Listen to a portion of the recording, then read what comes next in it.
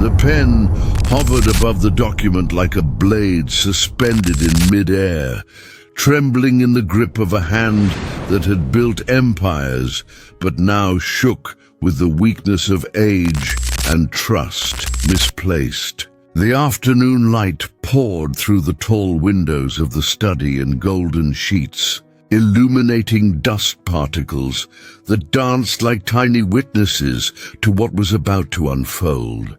And in that moment, in that expensive silence filled only with the ticking of an antique clock and the rustle of heavy paper, a voice broke through from the doorway.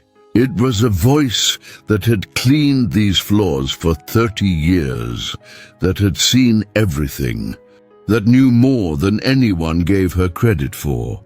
Margaret stood there with her hands clasped in front of her apron, her silver hair pulled back in the same neat bun she had worn since the day she first walked through these doors 3 decades ago.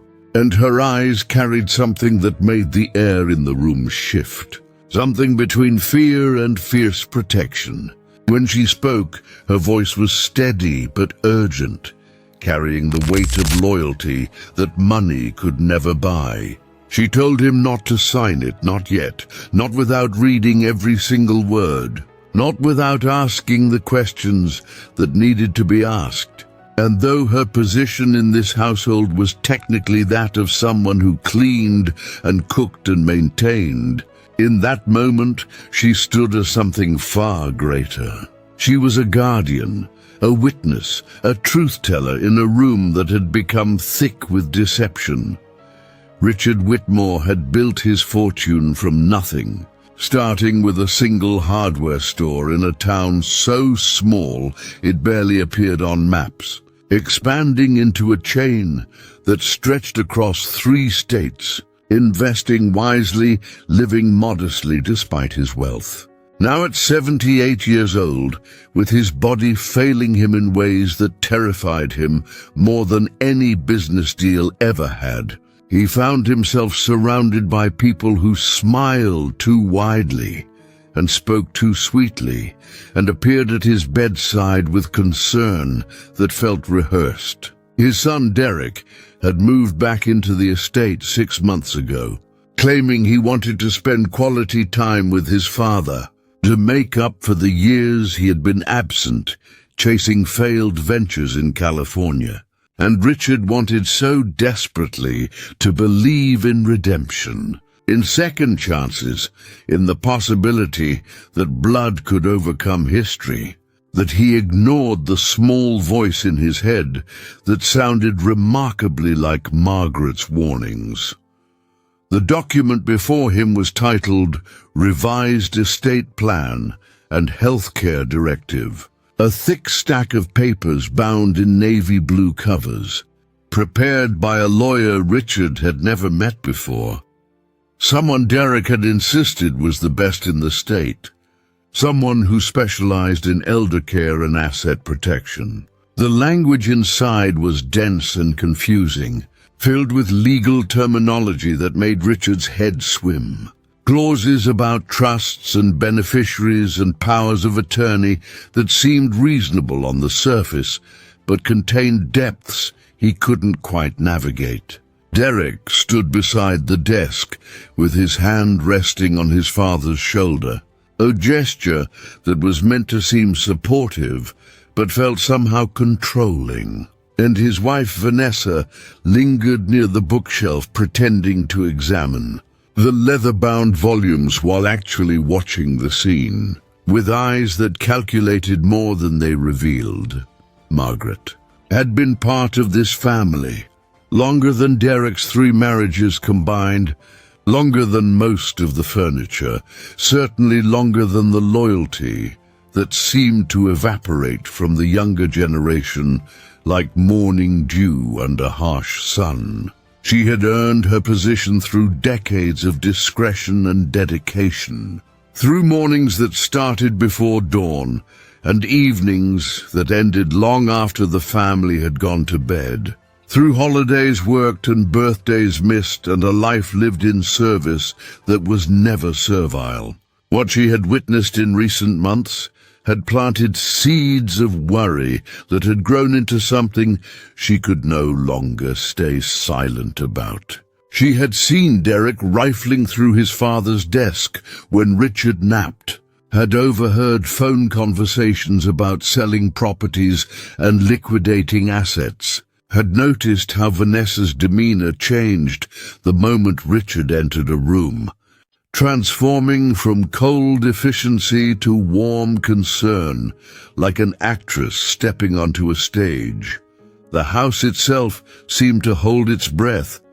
This grand colonial estate, set on 12 acres of manicured grounds, where old oak trees stood like sentinels and the gardens bloomed in carefully planned succession throughout the seasons. This was a home that Richard and his late wife Catherine had filled with love and laughter and the simple joy of building something meaningful. And now it felt different, heavier, as though the walls themselves were absorbing the tension that had settled over everything like invisible smoke.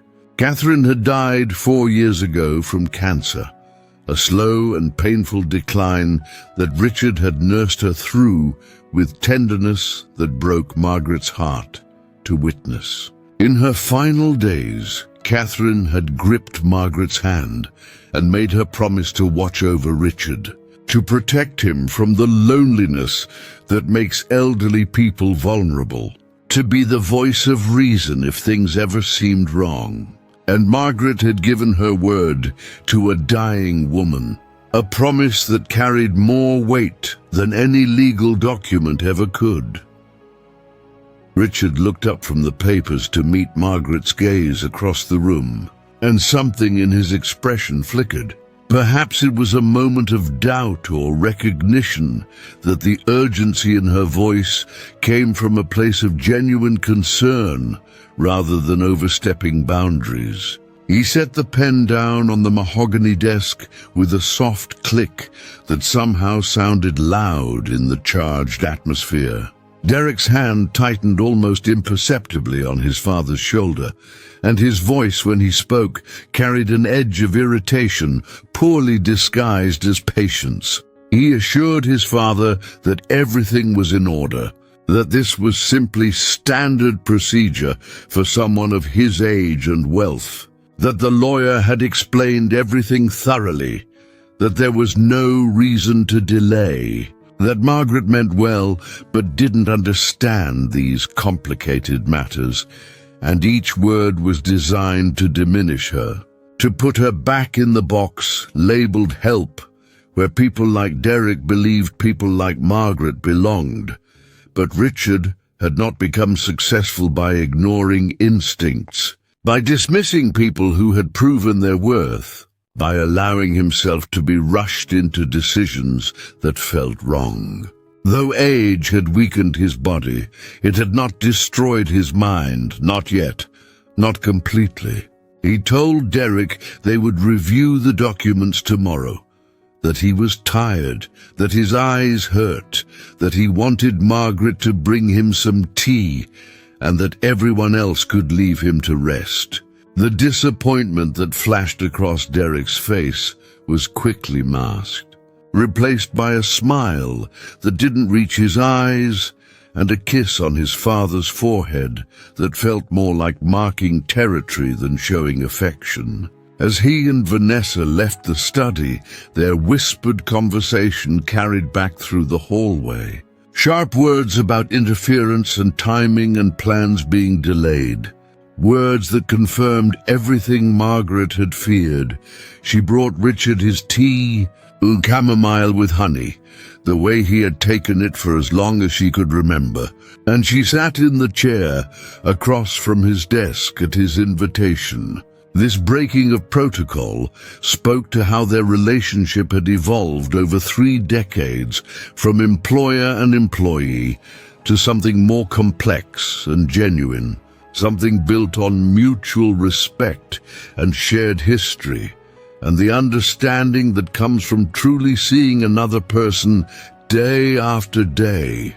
year after year, through joy and grief and all the ordinary moments that make up a life. He asked her why she had interrupted, what she knew, what she feared, and Margaret told him the truth in the same straightforward manner she had always used, without embellishment or drama, simply laying out the facts as she had observed them.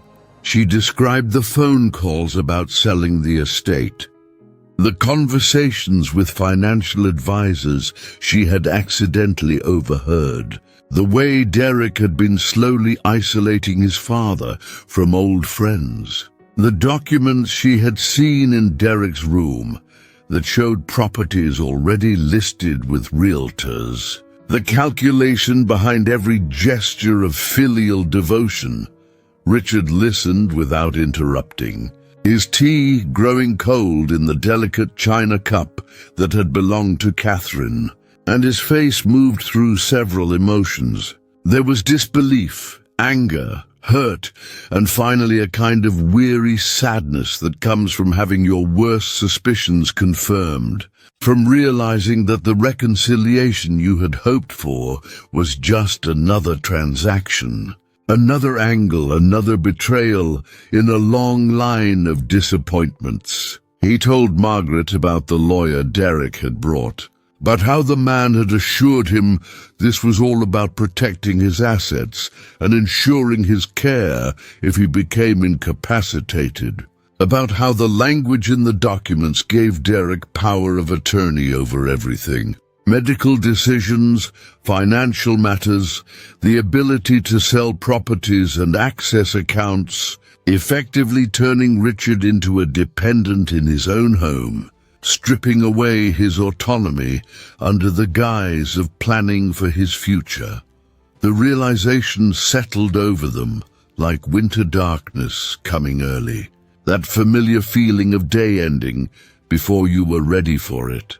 Richard asked Margaret to do something that would change everything, that would set in motion a series of events neither of them could fully predict. He asked her to contact his old lawyer, James Patterson, the man who had handled his affairs for 40 years, who had retired to Florida, but whom Richard trusted absolutely. He wanted her to do it quietly, without Derek knowing, to explain the situation and ask for advice on how to proceed, how to protect himself from his own son without destroying whatever small hope remained for their relationship. Margaret made the call the next morning from her small apartment above the garage, a space that had been her home for so many years that every inch of it held memories. James Patterson listened to her explanation with the careful attention of someone who had seen every variation of human nature in his long career. When she finished, he was quiet for a long moment before telling her that what she had described sounded like elder abuse, financial exploitation disguised as family care, and that Richard needed to act quickly before those documents were signed, before the trap closed completely.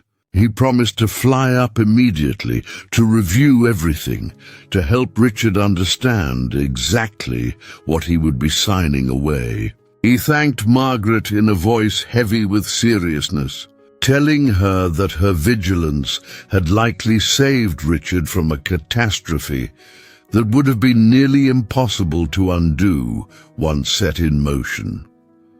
The next 2 days moved with the strange slowness of time before a storm, when the air feels pressurized and every small action seems weighted with significance. Margaret went about her duties with her usual efficiency while watching Derek and Vanessa with new understanding. Seeing how carefully they performed their roles, how Derek would sit with his father reading the newspaper aloud, how Vanessa would prepare special meals and fuss over Richard's comfort. Beneath it all was the calculation, the performance, the countdown to the moment when Richard would be convinced to sign those papers and their plan would be complete. She wondered how many other families had fallen into this same trap. How many elderly parents had been manipulated by children who saw inheritance as something to accelerate, rather than something to receive with gratitude when the time naturally came. And the thought made her angry in a way that surprised her with its intensity. James Patterson arrived on a Thursday afternoon, renting a car at the airport and driving straight to the estate. Margaret met him at the kitchen entrance, away from the main house where Derek and Vanessa might see, and together they walked through the gardens to the greenhouse where Richard had said he would be. This was a structure filled with orchids and tropical plants that Catherine had loved and that Richard had maintained as a kind of living memorial to her. The old lawyer and his old client embraced with the warmth of men who had weathered decades together. James wasted no time pulling out his reading glasses and asking to see the documents that Derek had prepared, and Richard produced them from where he had hidden them in a potting bench, wrapped in plastic to protect them from the greenhouse humidity. What James found as he read through the papers made his expression darken with professional outrage and personal concern. He explained to Richard in clear terms what each clause actually meant, how the power of attorney was structured to give Derek immediate and total control over everything, how the healthcare directive would allow Derek to make medical decisions that could include ending treatment or moving Richard to a facility. The revised will cut out several charities that Catherine had cared deeply about and left everything to Derek, with Margaret and the other staff receiving nothing despite decades of service. The trust structure was designed to begin transferring assets immediately upon signing, meaning Derek could start selling properties and moving money before Richard even understood what was happening.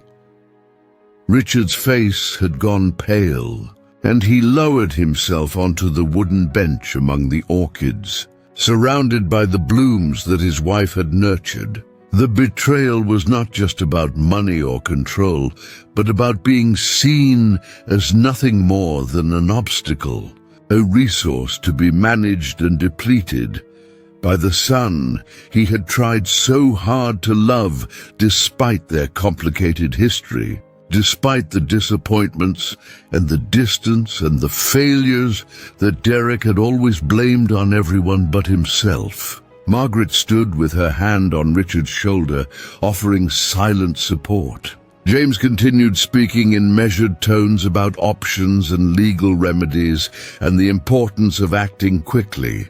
But underlying his professional advice was anger at seeing a colleague and friend being victimized by someone who should have been a source of comfort in his final years. They made a plan right there among the orchids, with the afternoon light filtering through the greenhouse glass in patterns that shifted across the floor like moving water. The plan was simple, but required careful execution. Richard would pretend to go along with Derek's wishes, would schedule a signing ceremony for the following week, and in the meantime, James would prepare new documents. These would be a real estate plan that protected Richard's interests, included provisions for Margaret and the staff, maintained his autonomy, and exposed Derek's manipulation.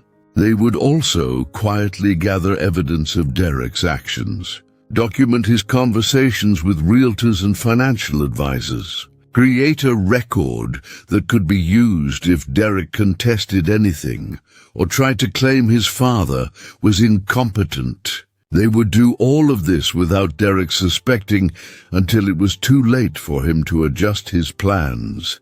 Margaret's role in all of this expanded beyond what she had imagined when she first spoke up in that study. She became Richard's eyes and ears in ways that required careful discretion, noting conversations, photographing documents that Derek left carelessly in his room while she cleaned, creating a timeline of his activities that revealed the extent of his scheming. She felt the weight of it, the risk of being discovered, the knowledge that if Derek realized what she was doing, he would find ways to discredit her, to paint her as a jealous servant who had manipulated a confused old man. But she had made a promise to Catherine, and beyond that, she had her own sense of right and wrong that could not be compromised by fear or convenience. Derek seemed to sense that something had shifted. Though he couldn't identify exactly what, he became more attentive, more pressing about the documents, suggesting they sign them sooner rather than later, inventing reasons why delay was dangerous. His performance of concern became more intense, more desperate, like an actor who knows the audience is losing interest and compensates by overplaying every gesture.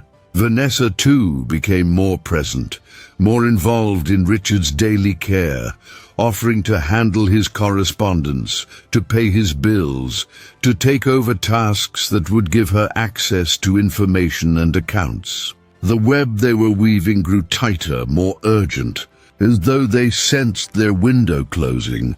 The weekend before the planned signing, Richard's daughter Emily arrived unexpectedly from Seattle, where she worked as a professor of literature.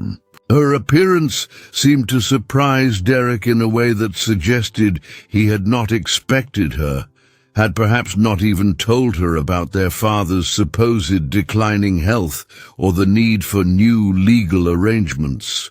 Emily had always been the quiet one, the bookish child who had left home for college and built a life far from the family drama. But she loved her father deeply and visited when she could. Margaret had always liked her, had always sensed in Emily a groundedness and integrity that Derek lacked. Emily noticed immediately that something was wrong, picking up on the tension in the house the way someone attuned to narrative and subtext would. When she found Margaret folding laundry in the utility room, she asked directly what was happening. And Margaret, measuring her words carefully, told her enough that Emily understood the situation without being burdened with details that could put her in an awkward position with her brother. That evening at dinner, with all of them gathered around the long table in the formal dining room, where family meals had once been occasions of genuine warmth, but now felt like theatrical productions, Emily began asking Derek questions about the estate planning. She asked about why it was suddenly urgent, about who the lawyer was, about whether their father had independent counsel. Derek's answers became defensive, irritated, and the mask of concerned son slipped enough that even Richard, who had been trying so hard to see the best in his child, could no longer deny what was plainly visible. Vanessa tried to smooth things over with comments about family unity and respecting Derek's efforts. But Emily, who had spent her career analyzing texts and understanding hidden meanings, pushed back with questions that exposed the inconsistencies. The dinner ended early, with Derek storming out and Vanessa following, leaving Richard and Emily and Margaret sitting among the half-eaten plates in uncomfortable silence.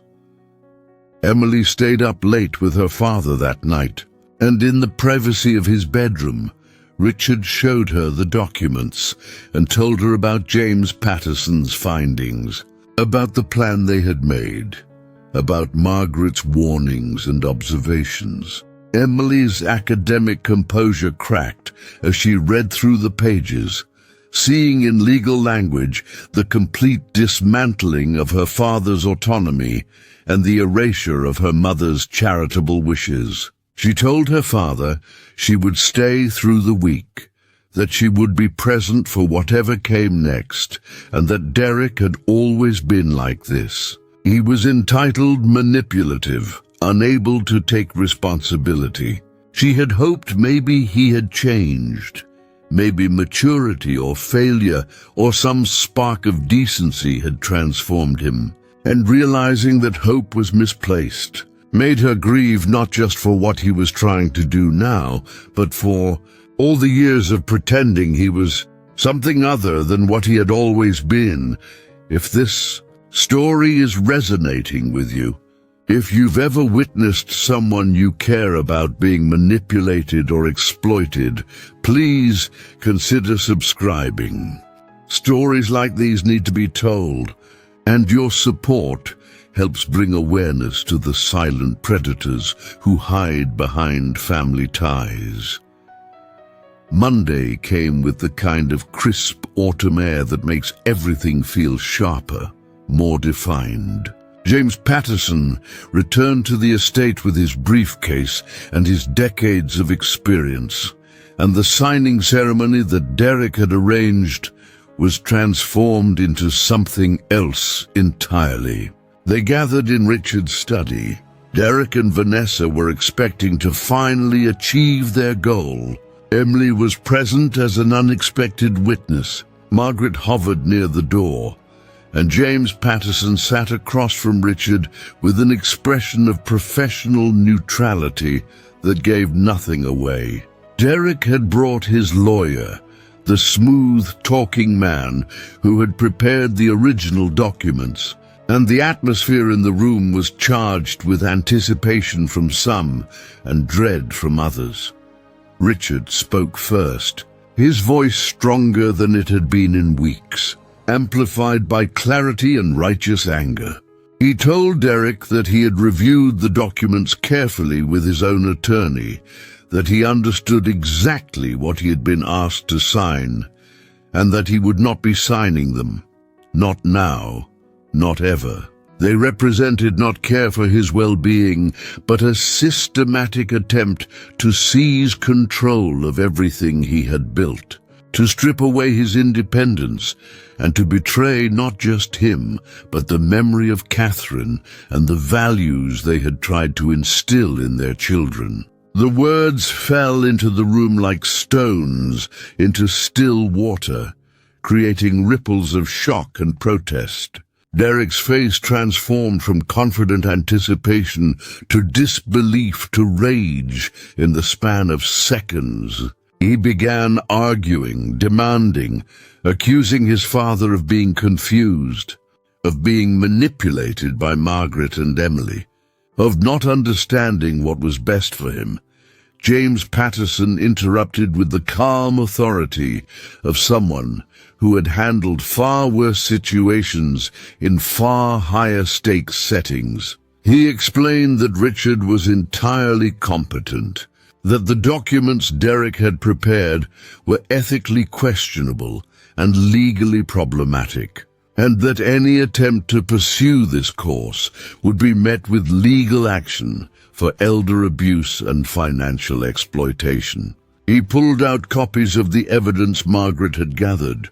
There were communications with realtors, financial planning documents, the timeline of Derek's activities. He laid them on the desk, like cards in a game that Derek had already lost, and the younger man's face went pale as he realized how completely his plans had been exposed. Vanessa tried to salvage the situation with excuses about misunderstandings and good intentions, but her performance was undermined by the facts laid out before them. When Richard told them both to leave, to move out of the estate immediately, to take their belongings and their schemes and never contact him again unless they were prepared to offer genuine apology and changed behavior, something in Derek finally broke. He revealed himself completely, shouting that his father was an old fool, that Margaret was a servant who should know her place, that Emily had always been the favorite, that he deserved this inheritance, that he had wasted years of his life waiting for a payout that should have been his already. Every word confirmed what they had all known, but what Richard had needed to hear directly. His son saw him not as a father but as an ATM, not as a person but as an asset, not as someone to love but as something to liquidate. The room fell silent after Derek's explosion of rage and resentment, and into that terrible quiet, Richard spoke with a voice that trembled not from weakness, but from the effort of containing decades of disappointment, compressed into a single moment of awful clarity. He told Derek to leave within the hour, that he had one chance to collect what belongings mattered to him, that anything left behind would be donated or destroyed, that from this moment forward they were strangers who happened to share blood but nothing else of value. Derek stood frozen for a heartbeat, as though some part of him had expected his father to cave even now, to choose peace over justice, to value the illusion of family over the reality of betrayal. But when Richard simply stared back with eyes that held no compromise and no remaining hope, Derek turned and left without another word, Vanessa scrambling after him, and the sound of their footsteps retreating down the hallway was like the final notes of a song that had always been heading toward this dissonant ending.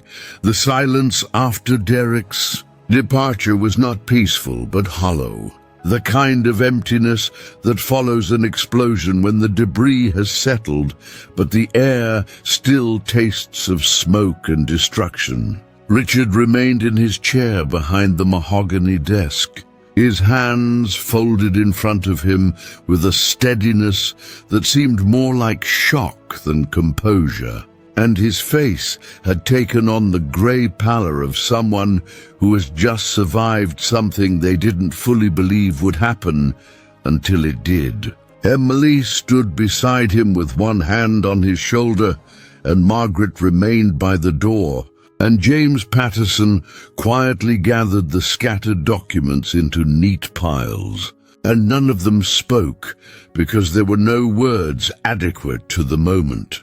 No way to summarize the rupture that had just occurred or predict what shape the aftermath would take. The sound of car doors slamming and tires spinning on gravel announced Derek and Vanessa's physical departure from the property, but the emotional residue of the confrontation clung to everything like humidity, making the air feel thick and difficult to breathe. Richard finally moved, pushing himself up from the chair with effort that seemed to require more than physical strength, and he walked to the window to look out at the gardens Catherine had planted, at the oak trees that had stood sentinel over this property for generations, at the landscape that represented everything he had built and everything Derek had tried to take. He stood there for a long time while the others waited. And when he turned back, his eyes were wet, but his voice was steady. And he thanked them, all of them, for standing with him, for seeing what he had been too desperate or too hopeful to see clearly, for being the family that blood alone could not create. Emily stayed at the estate for another week, canceling her classes and meetings in Seattle, and her presence during those initial days of adjustment was invaluable in ways both practical and emotional.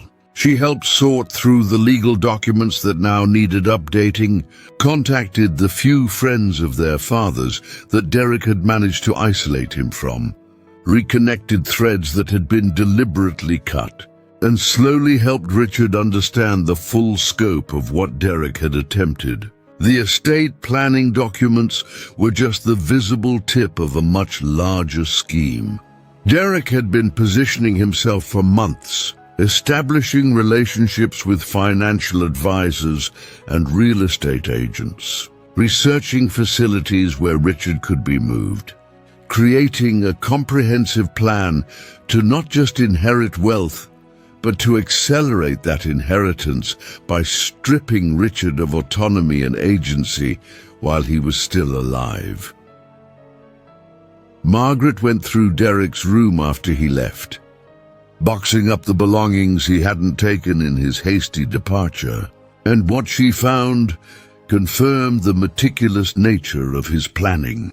There were folders filled with research about guardianship laws and power of attorney, printed articles about elder care facilities, handwritten notes calculating the value of various properties and investments, spreadsheets projecting timelines and expenses, and most damning of all, a burner phone with text messages to Vanessa discussing strategy and celebrating small victories in their campaign to isolate and control Richard. Margaret photographed everything before packing it away, creating a comprehensive record that James Patterson insisted they preserve, in case Derek attempted to contest the confrontation or claim he had been unfairly treated or misunderstood. The house itself seemed to undergo a transformation in the days following Derek's expulsion, as though the physical space had been holding tension in its walls and floors and could finally release it. The staff moved through their duties with visible relief, their movements less cautious, their conversations more natural, and while none of them knew the full details of what had happened, they understood that something toxic had been removed and the atmosphere had fundamentally changed. Margaret found herself able to breathe more deeply, to move through rooms without the constant vigilance she had maintained while Derek was in residence, to return to the rhythms of care and maintenance that had defined her relationship with this household. For 3 decades before Derek's return had twisted everything into surveillance and suspicion, Richard struggled in those first weeks with a complex tangle of emotions that shifted from hour to hour and sometimes from minute to minute. There was relief at having escaped the trap Derek had set, gratitude toward Margaret and Emily and James for their intervention and support, anger at the betrayal and the calculated cruelty of his son's scheme. But underneath all of that was a profound grief that seemed to age him more rapidly than the previous months of stress had done. He grieved not just for the relationship with Derek as it actually was, but for the relationship he had always hoped it might become. For the son he had imagined Derek could be, if only given enough chances and enough grace. And the final death of that hope was in some ways more painful than the betrayal itself, because it required acknowledging his own willful blindness, his own desperate investment in an illusion that had never been real. Margaret found him one evening in the greenhouse, sitting among the orchids in the dimming light, and he was crying quietly, not the dramatic sobbing of fresh shock, but the tired tears of someone processing loss that had been a long time coming. She sat with him in silence at first, just her presence offering what comfort presence could offer. And eventually he told her that he kept thinking about all the signs he had ignored over the years. All the moments when Derek had shown him exactly who he was, and Richard had chosen to interpret those moments charitably, to blame circumstances or immaturity or bad influences, rather than accepting that his son had fundamental flaws of character that no amount of parental love or financial support could fix. He said he felt like a fool, like someone who had been warned repeatedly about a cliff edge and had walked toward it anyway, insisting the ground was solid.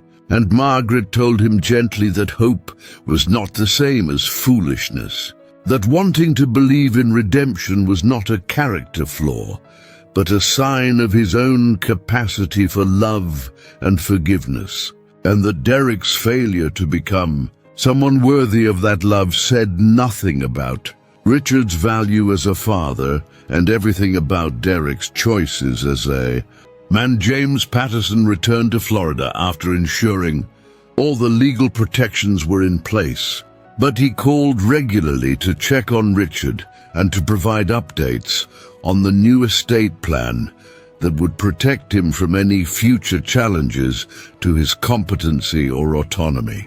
The documents James prepared were comprehensive and ironclad, drafted with the specific intent of preventing exactly the kind of manipulation Derek had attempted.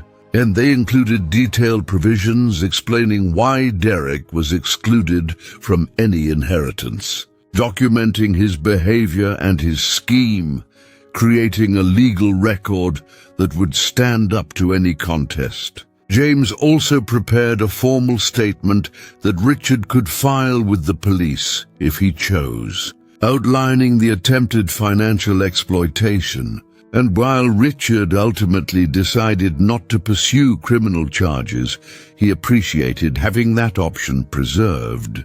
Having evidence gathered and documented, should Derek escalate his efforts. Emily returned to Seattle after 3 weeks, but the crisis had fundamentally changed her relationship with her father. They spoke every few days now instead of once a week, and she planned to visit monthly instead of quarterly.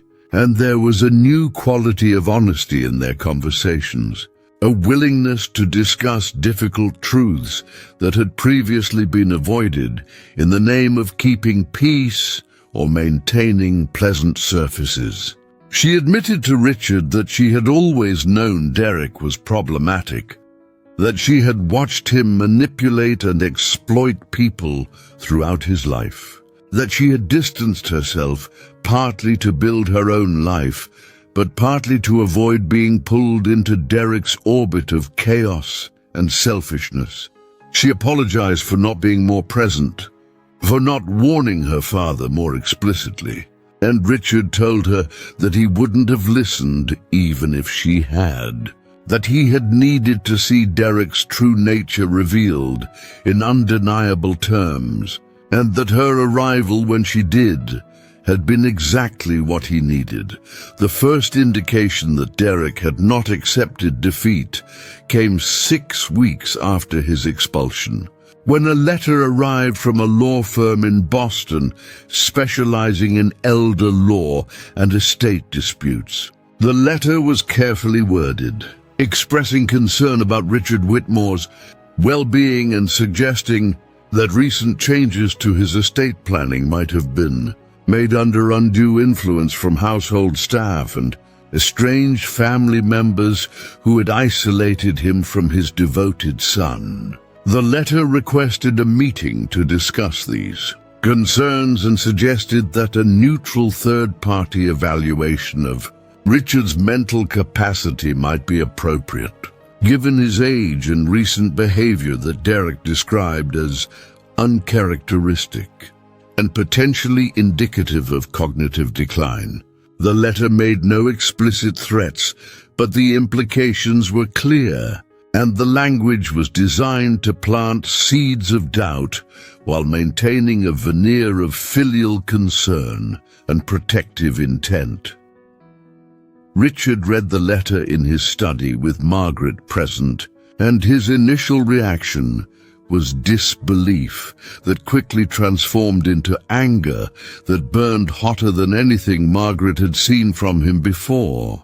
He had given Derek an opportunity to walk away with some dignity intact, had not pursued criminal charges or public exposure, had simply drawn a boundary and asked to be left alone. And Derek's response was to launch what amounted to a legal assault questioning Richard's competency and painting Margaret as a predatory manipulator.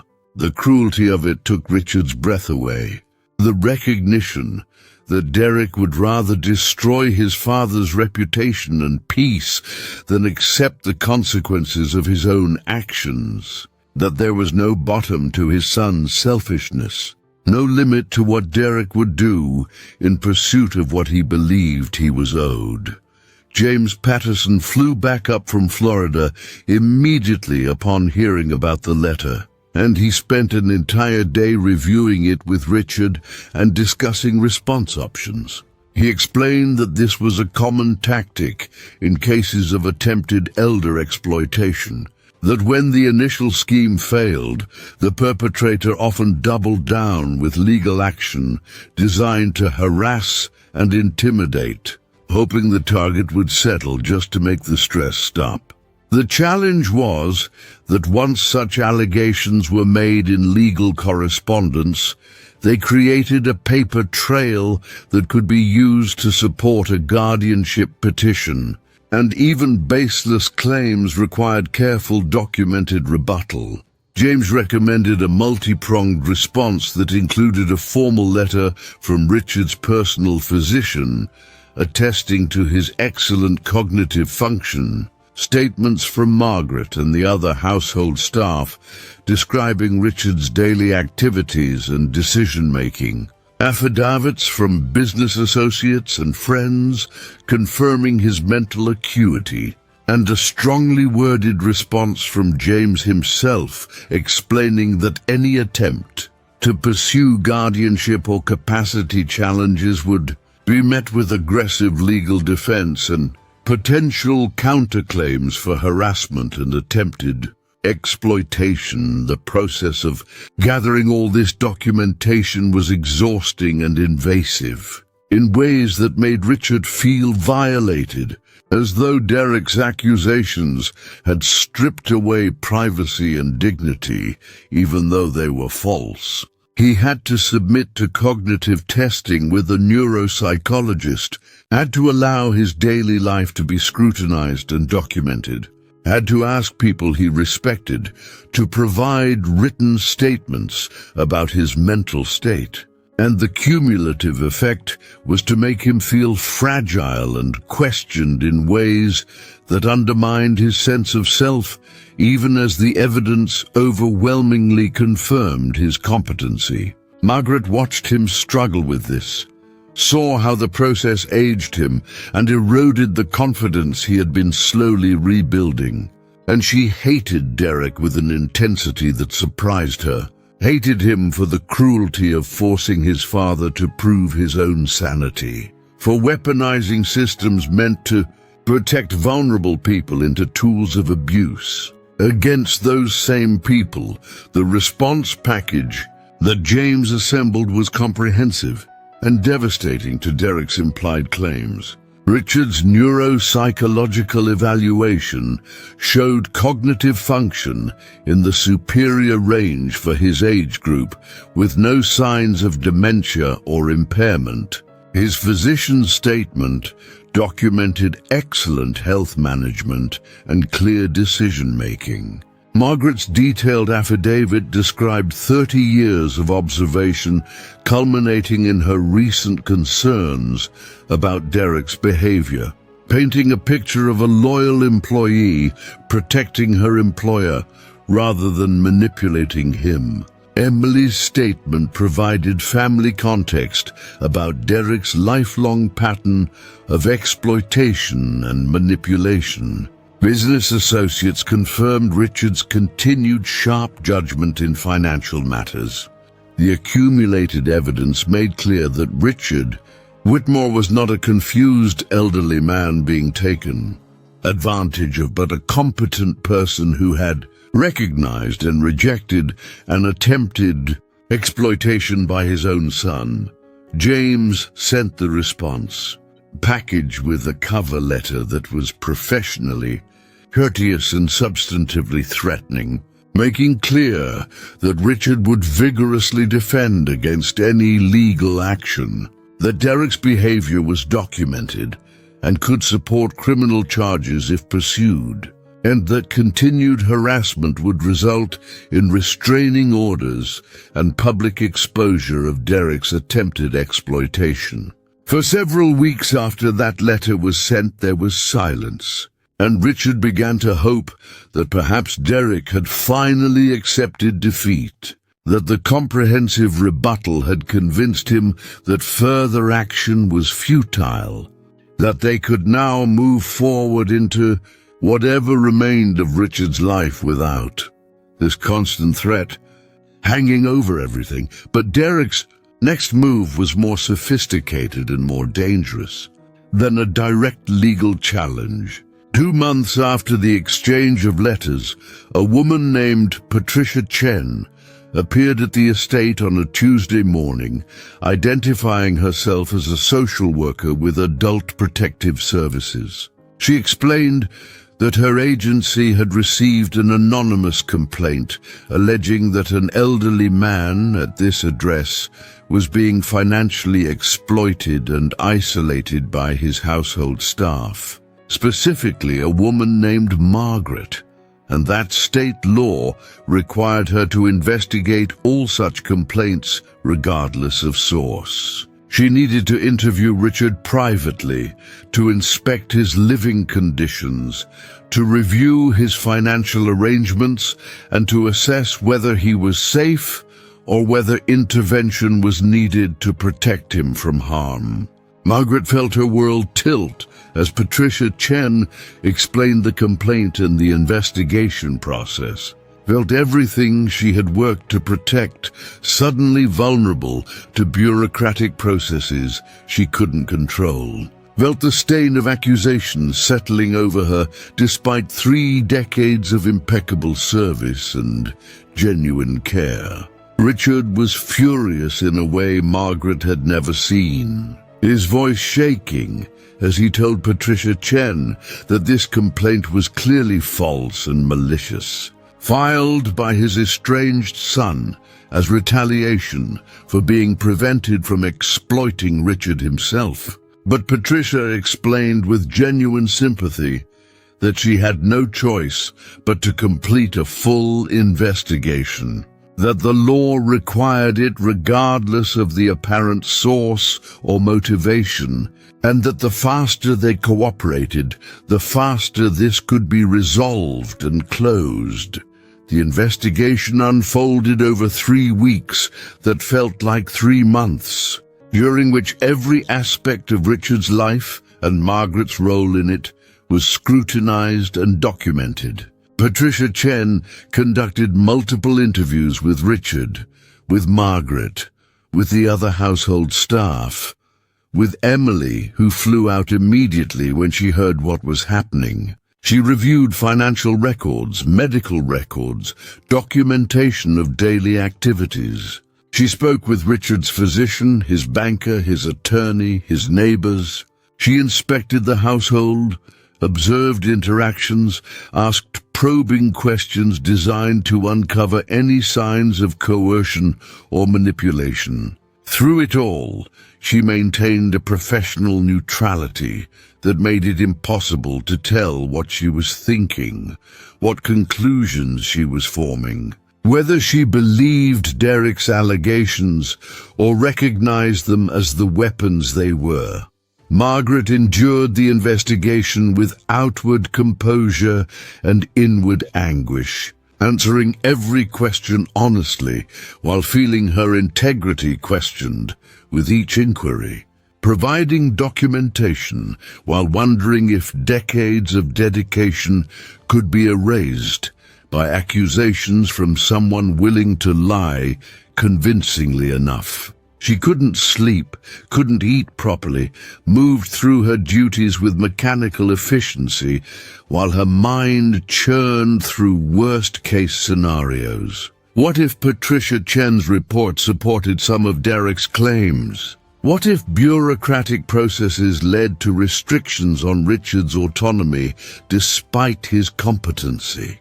What if Margaret's attempt to protect Richard ended up being used as evidence of the very exploitation she had prevented? The uncertainty was corrosive, eating away at the peace they had fought so hard to establish. Richard's response to the investigation was to channel his anger into action. He contacted state representatives, wrote letters to the Adult Protective Services supervisors, used every connection and resource he had to make clear that this investigation was the result of a malicious complaint from an estranged son with documented intent to exploit him. He provided context about Derek's behavior, about the attempted manipulation, about the pattern of escalation. He insisted that while he understood the agency's obligation to investigate complaints, there should be consequences for those who weaponized protective services as tools of harassment, that false reports diverted resources from genuine cases of abuse and caused harm to the very people the system was meant to protect. If you're moved by Richard's fight to protect both his autonomy and the woman who saved him from exploitation, please subscribe and share this story. Elder abuse takes many forms, and sometimes the cruelest weapon is the system designed to prevent it. The investigation finally concluded with a report that completely exonerated Margaret and confirmed Richard's full capacity and well-being. Patricia Chen delivered her findings in person, sitting in the same study where so much had already unfolded, and she apologized for the intrusion while explaining that the law left her no choice. She said off the record that in her 15 years doing this work, she had seen multiple cases of family members filing false reports against caregivers they viewed as obstacles to inheritance, and that it made her angry every time because it abused a system meant to protect vulnerable people and caused real harm to innocent caregivers whose reputations could be damaged even when fully cleared. She encouraged Richard to consider filing a police report about Derek's pattern of harassment, explaining that creating an official record might deter future attempts and could be useful if Derek escalated further. Richard did file that police report the following day, sitting at the local station with Margaret beside him, and he gave a comprehensive statement detailing everything that had transpired from Derek's initial return to the estate, through the attempted exploitation, through the false APS complaint. The detective who took the report listened with an expression suggesting he had heard variations of this story before, and he explained that while criminal charges would be difficult to pursue given the ambiguity around intent in family conflicts, having an official record was valuable documentation, could establish a pattern if Derek continued his harassment, and might be sufficient deterrent if Derek's attorney advised him of the potential legal jeopardy he was creating for himself. Walking out of the police station into the crisp autumn afternoon, Margaret felt something shift inside her, felt the fear and vulnerability that had gripped her during the investigation begin to ease, not because the danger was entirely gone, but because they had done everything possible to protect themselves. They had told the truth clearly and repeatedly, had created official records and documentation, had used every resource available to establish facts and context. Sometimes that was all you could do, and sometimes it had to be enough. Richard took her hand as they walked to the car, a simple gesture that carried gratitude and solidarity, and he told her that whatever Derek tried next, they would face it together, that he would never allow her to be harmed by his son's maliciousness, that her loyalty and courage had earned protection not just in his will, but in every action he took for whatever time remained to him. The months following the APS investigation brought a kind of wary peace, as though both Richard and Margaret were waiting for the next shoe to drop, but also trying to reclaim some normalcy in the spaces between threats. Richard began speaking with James Patterson about establishing a foundation focused on protecting elderly people from family exploitation, about transforming his painful experience into resources and advocacy for others who lacked his advantages of wealth and professional support. The idea energized him in ways Margaret hadn't seen since before Derek's return, gave him purpose beyond simply defending himself, allowed him to imagine his trauma serving some redemptive function beyond the personal.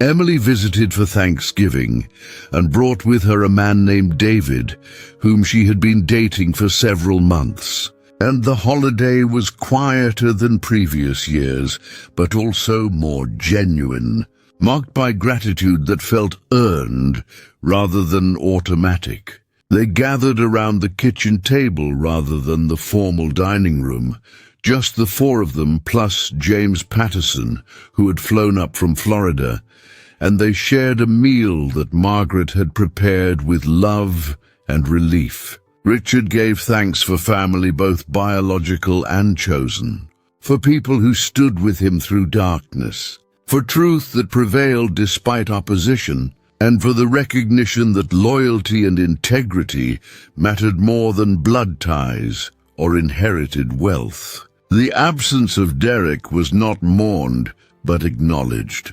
A gap where something had been, but also a space now free of toxicity.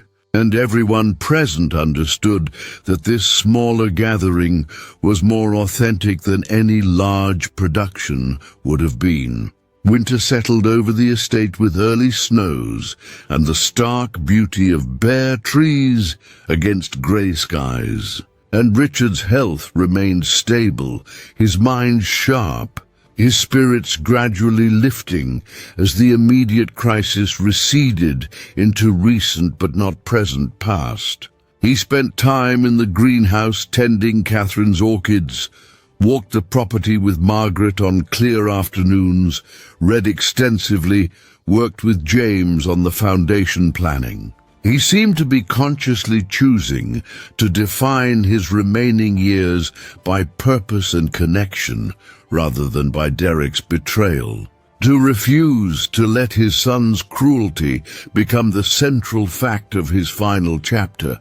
And Margaret admired that choice, even as she understood the effort it required. December brought Derek's next and most aggressive move. A formal lawsuit filed in county court, challenging Richard's mental capacity and seeking to have him declared legally incompetent with a court-appointed guardian to manage his affairs. The petition made sweeping allegations about Richard's cognitive decline, about undue influence from household staff and estranged family members, about concerning changes in behavior and judgment, and it requested immediate temporary restrictions on Richard's ability to make financial or legal decisions pending a full competency hearing. The filing was accompanied by declarations from Derek and from a psychologist Derek had hired, who claimed to have concerns based on Derek's descriptions of his father's recent behavior, and the paperwork requested expedited hearing dates, given the alleged urgency of protecting a vulnerable elder from ongoing exploitation. The lawsuit landed like a bomb in the fragile peace they had constructed. And Richard's reaction this time was not just anger, but a kind of exhausted determination.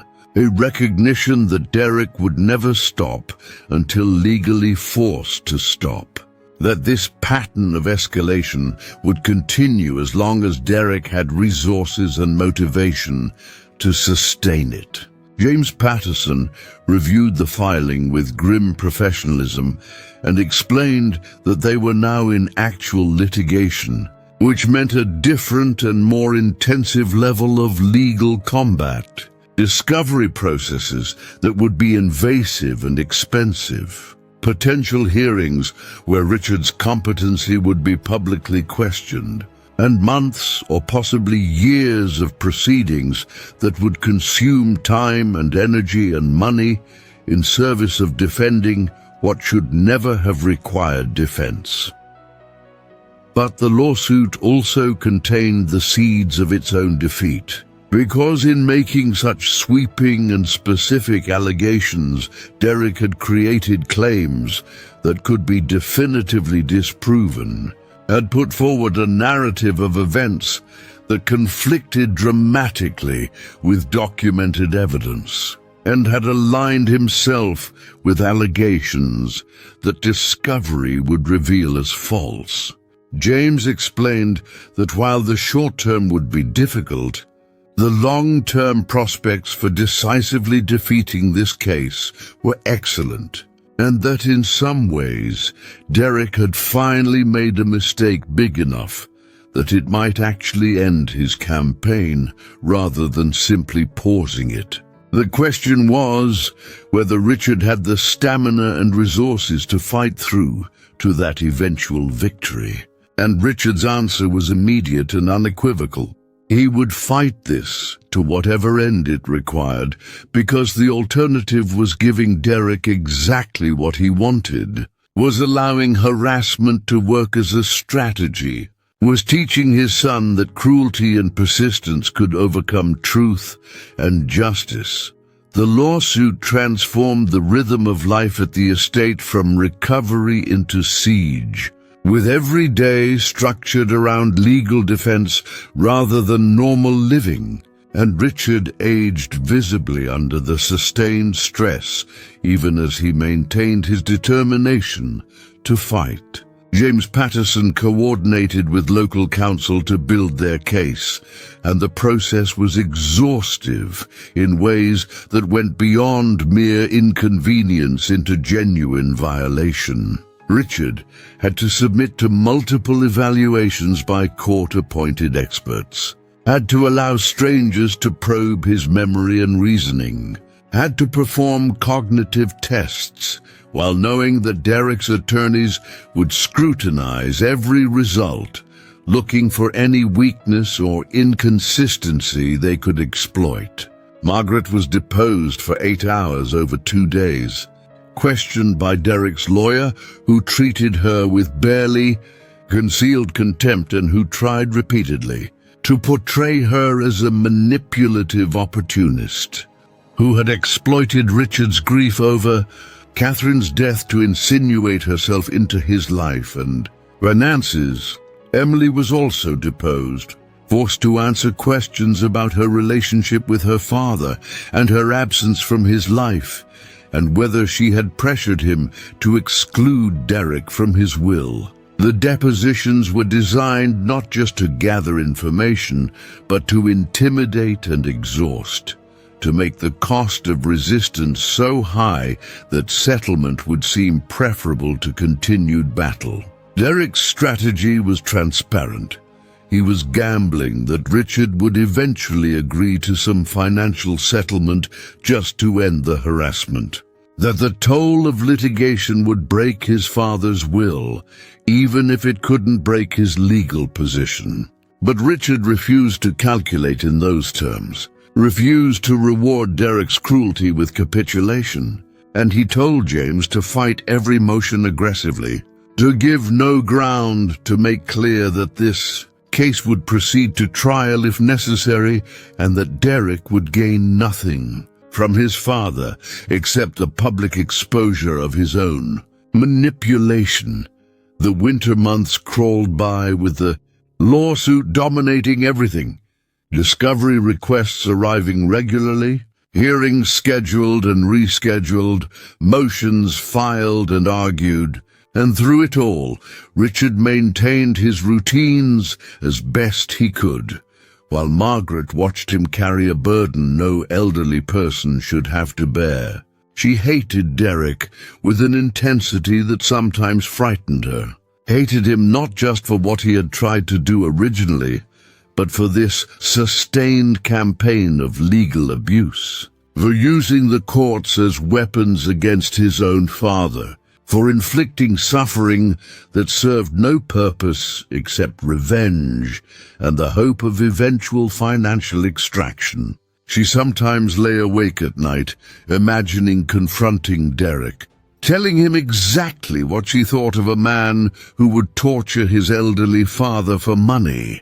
But she knew such confrontation would serve no purpose except her own catharsis, and might actually harm Richard's legal position. The breakthrough came in early, March from a completely unexpected source, when Vanessa appeared at the estate on a grey afternoon, driving herself in a modest sedan, looking diminished in ways that went beyond simple appearance into something fundamental about her bearing and energy. She asked to speak with Richard and said she had information that could end the lawsuit. And Margaret's first instinct was suspicion and protective refusal. But something in Vanessa's demeanor made her pause. There was no performance in Vanessa's face, no calculation in her eyes, just exhaustion and what appeared to be genuine remorse. Margaret brought her to the study where Richard and James were reviewing legal documents, and both men looked up with expressions ranging from shock to suspicion, and James began to object to any conversation without counsel present. But Vanessa interrupted to say she wasn't there to help Derek. She was there to stop him, and she needed them to hear what she had to say before they decided anything. Vanessa spoke, standing up, as though sitting would imply a comfort or welcome she knew she hadn't earned. And she told them she was leaving Derek, that their marriage was over, that she couldn't participate in what he was doing anymore. She explained that when she had first gone along with Derek's scheme to take control of Richard's assets, she had convinced herself it was about protecting Derek's inheritance from being squandered or misdirected, that they had legitimate concerns about Richard's judgment, that what they were doing was ultimately for the best. But watching the lawsuit unfold, seeing Derek's willingness to publicly humiliate his father and destroy innocent people like Margaret in pursuit of money, had finally broken through her willful blindness about who Derek actually was. She said her own mother had died of Alzheimer's the previous year, and watching Derek falsely claim his clearly competent father was mentally declining felt like a betrayal of her mother's actual suffering, felt like using her mother's real tragedy as a prop in Derek's theatrical cruelty. She told them she had evidence that would end the lawsuit, text messages and emails between Derek and his attorney discussing their actual strategy, communications that made clear Derek knew his father was competent and that the incompetency claim was purely tactical. Recordings of conversations where Derek had laughed about manipulating the legal system and expressed confidence that his father would eventually settle just to make the harassment stop. She had saved everything on a separate phone that Derek didn't know about, partly as insurance, but mostly because some part of her had known even while participating that what they were doing was wrong, and that she might eventually need proof of that wrongness to protect herself or assuage her conscience. She offered to turn over everything, to provide sworn testimony, to do whatever was necessary to end what Derek was doing. And she asked for nothing in return, except perhaps the small grace of knowing she had finally done the right thing, even though it came far too late. James questioned Vanessa carefully, establishing timelines and verifying details. And then he asked her to wait while he and Richard spoke privately. In the hallway outside the study, James told Richard that Vanessa's evidence could indeed end the lawsuit, that communications between Derek and his attorney discussing the case as a tactical pressure campaign rather than a good faith competency concern would likely result in sanctions and dismissal, and that her testimony about Derek's planning and motivation would be devastating to any remaining credibility Derek had. But James also warned that using Vanessa's cooperation might be seen as exploiting a marital breakdown, that Derek would certainly characterize it that way, and that they needed to consider whether the benefit outweighed potential complications. Richard's response was immediate. He wanted Derek's campaign ended by any legal means available. He wanted the truth exposed regardless of the source, and he wanted Vanessa's apparent change of conscience encouraged rather than rejected, because perhaps it represented genuine growth, even if it came only after extended complicity. They spent the next 6 hours with Vanessa, going through everything she had documented, and the evidence was even more damaging than she had initially suggested. There were text messages where Derek discussed the lawsuit as purely financial leverage, emails where he calculated settlement amounts he would accept to withdraw the case, recordings of phone calls where Derek and his attorney discussed strategy for dragging out proceedings to maximize pressure on Richard. There were also communications from before the confrontation in Richard's study, messages that documented the entire original scheme, including specific discussion of how to isolate Richard from friends and old advisors, how to present the estate, planning documents in confusing ways, how to position Margaret as an obstacle who would need to be discredited if she interfered.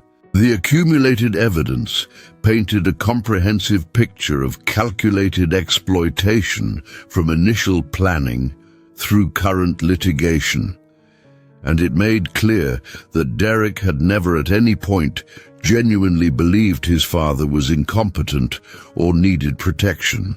James prepared a motion to dismiss the lawsuit that was filed 3 days later, and it included Vanessa's sworn declaration along with extensive exhibits of the communications she had provided. The motion argued that Derek's lawsuit was not a good faith concern about his father's capacity, but rather a continuation of his failed attempt to exploit Richard financially, that the communications between Derek and his attorney showed abuse of the legal process, and that the court should dismiss the case with prejudice and impose sanctions on both Derek and his counsel for bringing frivolous claims designed to harass rather than seek legitimate relief. The filing was a legal nuclear weapon, and its impact was immediate. Derek's attorney tried to respond by attacking Vanessa's credibility and claiming the communications were taken out of context, but the messages spoke for themselves, and no amount of rhetorical maneuvering could explain away Derek laughing about his father being too proud to settle or calculating what financial amount would make the harassment worthwhile. The judge scheduled an emergency hearing for 2 weeks later, and the courtroom was packed with people who had followed the case through local media coverage. Richard attended with Margaret beside him, and Emily flew in from Seattle, and James sat at counsel table with documentation arranged in neat binders. Derek appeared with his attorney, both of them looking tense and cornered, And Vanessa was also present, having been subpoenaed by James to testify if the judge wanted to hear directly from her. The hearing lasted 3 hours, with the judge reviewing the evidence carefully and asking pointed questions about the communications and their implications.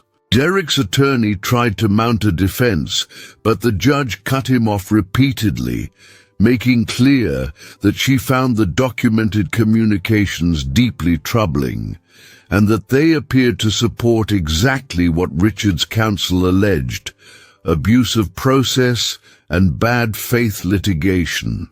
The judge's ruling from the bench was decisive and angry. She stated that the evidence clearly showed Derek Whitmore had filed a lawsuit not out of genuine concern for his father, but as a tactical weapon to pressure settlement of what was essentially a family financial dispute, that his communications with counsel demonstrated consciousness that his claims were without merit, and that using the court system in this manner was an abuse that warranted serious sanctions. She dismissed the lawsuit with prejudice, meaning it could never be refiled, and she ordered Derek to pay all of Richard's legal fees and costs. She also indicated she was referring the matter to the state bar for investigation of Derek's attorney's conduct, and she noted for the record that the documented evidence suggested possible criminal conduct, including elder abuse and harassment, that she was forwarding to the district attorney's office for review. Derek left the courtroom without looking at his father or sister, and his attorney followed looking professionally humiliated, and Richard sat quietly while people around them reacted, and journalists asked questions that James deflected with professional courtesy. Margaret felt something inside her chest that had been clenched tight for months finally relax, felt air moving into spaces that had been compressed by constant anxiety, felt the weight of accumulated stress begin to lift, even though she knew recovery would take time. Emily hugged her father carefully, mindful of his age and fragility, and then she hugged Margaret with fierce gratitude, and James shook Richard's hand with the satisfaction of a job well done and justice achieved. They left the courthouse into spring sunshine that felt symbolic, as though nature itself was acknowledging the darkness lifting. The local media coverage of the hearing's outcome was extensive, and the narrative shifted dramatically from family dispute to attempted exploitation exposed. Suddenly, people who had been watching with detached curiosity began reaching out to Richard with apologies and support, recognizing they had misjudged the situation, understanding that what they had dismissed as typical inheritance squabbling was actually something darker and more deliberate. The foundation Richard had been planning gained immediate traction, with donors coming forward and community organizations expressing interest in partnership, and what had been abstract planning suddenly became concrete possibility. Richard threw himself into the foundation work with energy that surprised everyone, including himself, as though having survived Derek's campaign, he was determined to ensure the experience served some redemptive purpose beyond the personal. The Catherine Whitmore Foundation for Elder Protection was formally established in May, with Richard providing substantial endowment funding and Emily serving on the board alongside James Patterson and several elder law experts James recruited. The Foundation's mission was threefold: providing legal resources and referrals for elderly people facing family exploitation, educating professionals like bankers and doctors about recognizing warning signs of elder abuse, and advocating for legal reforms to better protect vulnerable seniors from manipulation by family members. Patricia Rodriguez, who had been recommended by the social worker who had investigated the APS complaint, was hired as executive director, and she brought 2 decades of elder advocacy experience along with personal passion for the work born from her own family's experiences. Margaret found herself unexpectedly involved in the Foundation's work, speaking at early events about the importance of household staff and caregivers being vigilant and empowered to report concerns, sharing her story about recognizing Derek's scheme and struggling with the decision to speak up despite risks to her position and relationship with the family. She was uncomfortable with public attention, but understood that her perspective was valuable, that many people in service positions witnessed exploitation but felt powerless to intervene, and that normalizing protective action by caregivers could prevent harm in situations where elderly people lacked other advocates. She received letters from other household workers and caregivers thanking her for speaking out, sharing their own stories of witnessing abuse, and the response reinforced the Foundation's importance and its potential reach. Summer arrived with the estate gardens in full bloom, roses and daylilies, and the carefully tended beds that Catherine had designed and that Margaret had maintained, and Richard's health stabilized at a new baseline that reflected his age and the stress he had endured, but also his determination to make whatever time remained meaningful. He walked the property most afternoons, sometimes with Margaret and sometimes alone, and he seemed to be consciously savoring ordinary moments. The warmth of sun on his face, the fragrance of flowers, the sound of birds, the simple pleasure of being alive and autonomous and free from Derek's threats. Margaret understood that he was doing the work of making peace with mortality while also refusing to surrender to it prematurely, choosing to live fully rather than merely exist safely. Emily announced in July that she and David were engaged, and Richard wept with joy when she told him over video call, and he immediately began planning to attend the wedding that would happen in Seattle that autumn.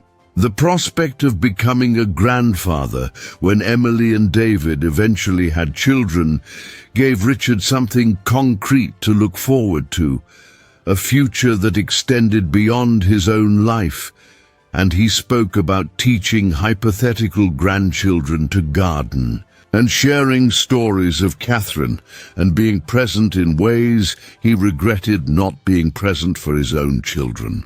Margaret helped him make plans for extended visits to Seattle, understanding that these dreams of connection and continuity were part of how Richard was choosing to define his final chapter, focusing on what remained rather than what had been lost.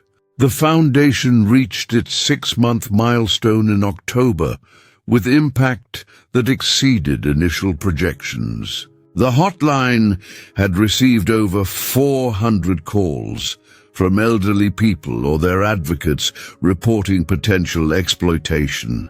The legal referral network had taken on 15 pro bono cases. Educational materials had been distributed to banks and medical practices in 3 states. A public awareness campaign had generated media coverage about elder financial abuse and the specific vulnerability to family exploitation. Richard was interviewed by several news outlets about his experience and about the Foundation's work. And he spoke with hard-won wisdom about how love for children could blind parents to manipulation, about the importance of trusting loyal advisors even when their warnings were painful, and about transforming personal trauma into systemic protection for others. Margaret attended the Foundation's first board meeting as a guest and heard Patricia present data about their impact and plans for expansion. Richard had established an award named the Margaret Harrison Award for Caregiver Vigilance, to be given annually to household workers or professional caregivers who demonstrated exceptional courage in protecting elderly people from exploitation. When Patricia announced the award and explained its purpose, Margaret cried despite herself, overwhelmed by the recognition and by the knowledge that her choice to speak up despite risks had been validated in the most meaningful way possible, transformed from personal action into institutional acknowledgement that what she had done mattered and should inspire others. Emily's wedding took place on a perfect September afternoon in a garden overlooking Puget Sound, with mountains visible in the distance and water reflecting late-day sun in shades of gold and silver. The ceremony was intimate, just 40 people who mattered to Emily and David, and the vows they exchanged spoke of partnership and honesty and choosing daily to build something together. Richard sat in the front row with Margaret beside him, and when Emily acknowledged her father and thanked Margaret specifically for being family through actions rather than just words, Richard reached over and took Margaret's hand. She felt honored in ways that transcended her official role, recognized not as staff, but as someone who had earned belonging through decades of loyalty and through courage when courage was required. The reception was joyful and relaxed, and Richard danced with Emily while guests smiled at the tenderness of father and daughter celebrating, despite everything that had tried to destroy their peace. And then Richard danced with Margaret to a slow song, while other guests watched with knowing smiles, understanding somehow that these two had been through something together that had forged bonds deeper than employment or duty. They laughed at their awkwardness on the dance floor, but also at the rightness of celebrating together, of being present for joy after surviving so much threat. And Margaret thought about Catherine's promise extracted on her deathbed, about how keeping that promise had cost and demanded, and ultimately given more than she could have imagined. Flying back east the next day, Margaret felt full in a way that had nothing to do with wedding cake and everything to do with the recognition that her life had meant something beyond its daily tasks, that her choices had rippled outward in ways she was still discovering, that loyalty and courage weren't abstract virtues, but concrete actions that changed outcomes. She thought about how easily Richard could have signed those documents, how his autonomy could have been stripped away, how he could have spent his final years in some facility while Derek liquidated everything Richard and Catherine had built. And she understood viscerally that her warning had prevented all of that, that speaking up had literally saved someone's life in all the ways that mattered. Richard's 79th birthday in October was celebrated quietly, with just Emily and David visiting and James flying up from Florida and Patricia from the Foundation joining them for dinner. They gathered around the kitchen table where so many crucial conversations had happened, and Richard gave a toast that was equal parts gratitude and reflection. He talked about what the past year had taught him, about illusions shattered and truths revealed.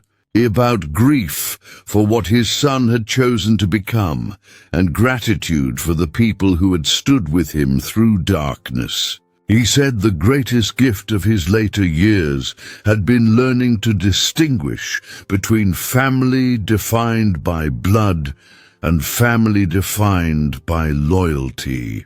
And he raised his glass to the people present who had demonstrated that loyalty means standing with someone when standing is difficult, that love is proven through actions rather than proclaimed through words, and that sometimes the people who save you are the ones you've known all along, but had to learn to truly see. Winter brought the Foundation's first annual report showing measurable impact on hundreds of families and establishing the organization as a recognized resource in elder advocacy. Richard worked with Patricia on expansion plans, on creating materials that could be replicated in other states, on building a network of protection that could operate nationally rather than just regionally. The work energized him, gave him purpose that sustained his health more effectively than any medication, and Margaret understood that this transformation of personal pain into systemic protection was how Richard had chosen to make meaning from Derek's betrayal, refusing to be only a victim, insisting that his experience serve others. The district attorney's investigation into Derek's conduct concluded without criminal charges, the prosecutor explaining that while Derek's actions were unethical and abusive, proving criminal intent in family conflicts was difficult, and the civil judgment and public exposure were significant punishment. Richard accepted this with equanimity, telling James he had never wanted revenge, only protection and truth, and that Derek would have to live with his choices and their consequences. He had written Derek one final letter, offering forgiveness without reconciliation, acknowledging that Derek was broken in ways Richard couldn't fix, but expressing hope that Derek might someday become someone different, and making clear that unless Derek did genuine work of transformation, the door between them would remain closed. Spring returned again with the gardens waking from winter sleep, and Richard was slower now, but still mentally sharp and emotionally present, still engaged with foundation work and with planning visits to Seattle to see Emily and David. He spent more time in the greenhouse among Catherine's orchids, and Margaret sometimes found him there speaking to the flowers, as though Catherine might hear him through them, updating her on Emily's life and the Foundation's work and the peace they had finally achieved. These one-sided conversations were how Richard processed and honored and maintained connection with the wife who had known him best, and Margaret never interrupted them, respecting that some relationships transcend death, and that grief is love with nowhere to go except into memory and growing things. On a warm May afternoon, Richard and Margaret sat on the terrace sharing chamomile tea and watching the sun move toward the horizon in shades of amber and rose. They didn't speak much, having reached that comfortable place where silence was communion rather than absence, where presence alone communicated everything necessary. The air smelled of roses and fresh-cut grass. Birds called from the old oak trees. The house behind them glowed with warm light from windows that had witnessed 3 decades of Margaret's service and 1 year of crisis survived. Everything felt suspended in perfect peace, hard-won and therefore precious. Richard reached over and patted Margaret's hand, a gesture that carried all the gratitude and affection that words would only diminish. And he told her he had been thinking about legacy, about what he wanted remembered. He said it wasn't the business success or accumulated wealth or even the foundation's impact, though he was proud of that work. What mattered was simpler and harder. He wanted people to know he had listened when someone he trusted warned him of danger, that he had chosen wisdom over wishful thinking, that he had transformed betrayal into purpose, and that he had been fortunate enough to be surrounded by people who valued him beyond his bank balance. He wanted people to know the most important decision of his later life was putting down a pen when Margaret told him not to sign, trusting her judgment over his son's manipulation, choosing truth over the comfortable lie of family loyalty. Margaret smiled and told him that was legacy worth leaving, the kind that mattered because it was about character rather than accomplishment, about listening rather than knowing, about humility that saves lives. She told him Catherine would be proud, not just of the foundation bearing her name, but of the man he had remained through everything. Someone who could be wounded but not hardened, who could grieve without giving up, who could transform private pain into public protection. She told him their story, the millionaire and his maid who became allies and friends, proved that ordinary courage could prevent extraordinary harm, that speaking up mattered, that keeping promises mattered, that family was built through loyalty rather than blood. They sat together as darkness gathered and stars emerged. Two people who had saved each other in ways that mattered most, who had proven that one person's courage to speak and another person's wisdom to listen could change everything.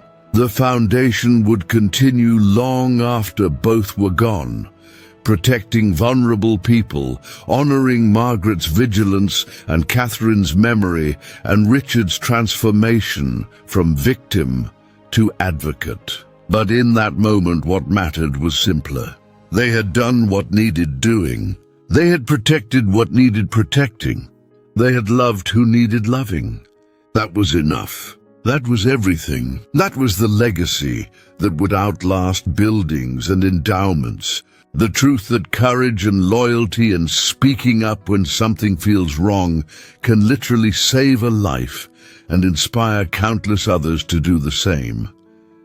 If this story has moved you, if it's reminded you that your voice matters when you see something wrong, that protecting vulnerable people is everyone's responsibility, that ordinary courage can prevent extraordinary harm, please subscribe to this channel and share your thoughts in the comments. Your story might be the one that inspires someone else to speak up, to trust their instincts, to stand up for what's right, even when it's difficult. Because in the end, that's what changes the world. One warning, one choice, one moment of courage at a time.